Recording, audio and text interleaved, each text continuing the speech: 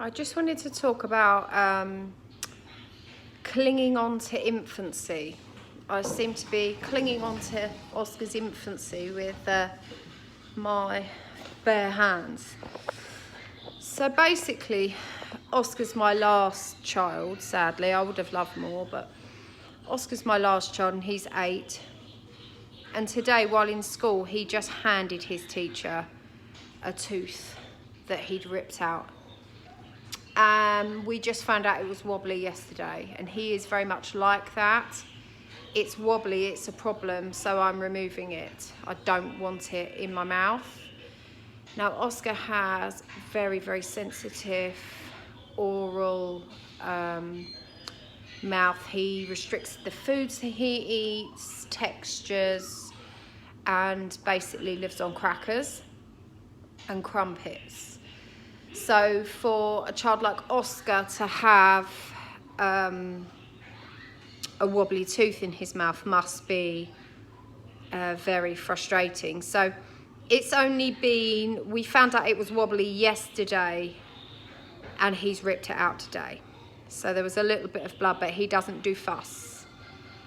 So I just felt myself getting a bit gutted because he's come home from school with this tooth in a bag. He could not give a flying shit about the tooth.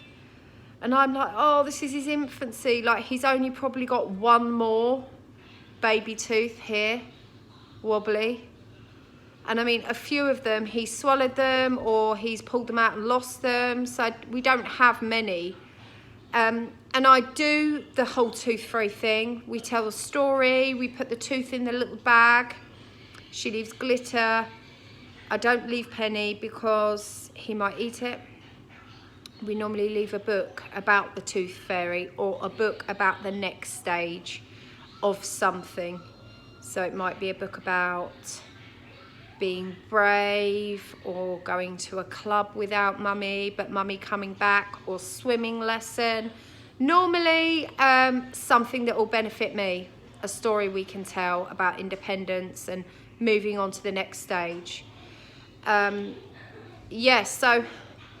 I just felt really a bit selfish, but a bit gutted today because people overlook that. For parents of children with additional needs, there are certain rituals that you do with children as they grow up that help you leave that stage behind as well. And you have those precious memories with your children, the tooth fairy, the Easter bunny, all of those things.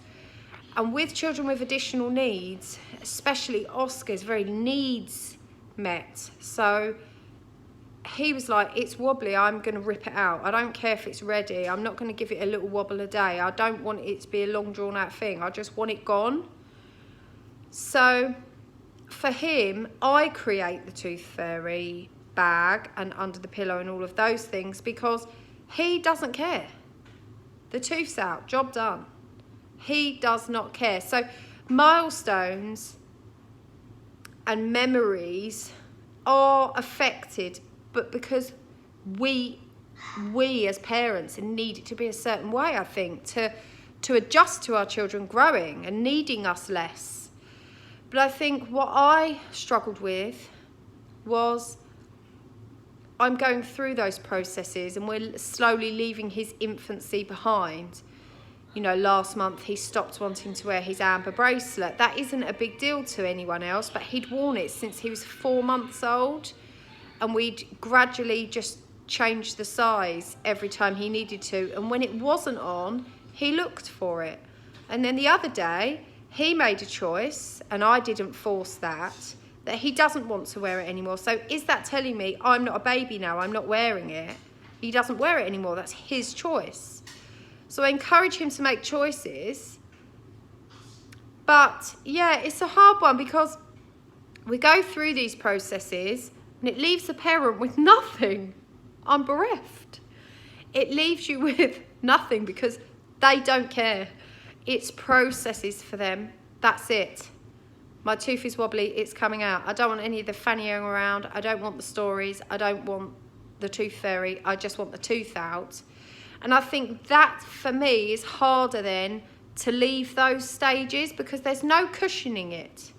You know, when your children's getting older, especially for me, every stage my kids hit, I would grieve. I'd be like, oh, you know, they're getting older, they don't need me as much, all of that. Whereas with, and so those things that you do, those processes that you do, is really padding for you. It's cushioning out the fact that they are going to grow up and not need you. But I think for children with special needs, that doesn't happen. You know, I've accepted that I will be never alone again until I die, and not even for a wee. Oscar will be with me because he needs that. And I will teach him as many independent skills as I can, but he is profoundly affected by his autism, and he doesn't measure danger. And, you know, if I was to assess that need now, and someone said to me, could Oscar ever live on his own? I would have to honestly answer no. I don't think he will. He's doubly incontinent, he doesn't speak, he only has one-way communication, which is for him to let you know what his needs are based on his idea of how it should be. There's not a two-way communication. He isn't able to answer a question. He isn't able to measure danger. He restricts his own eating. So, for me, I'm not getting any thrills here with the parenting. I'm cold. I'm doing it sober. The tooth's come out. Get over it, Mum.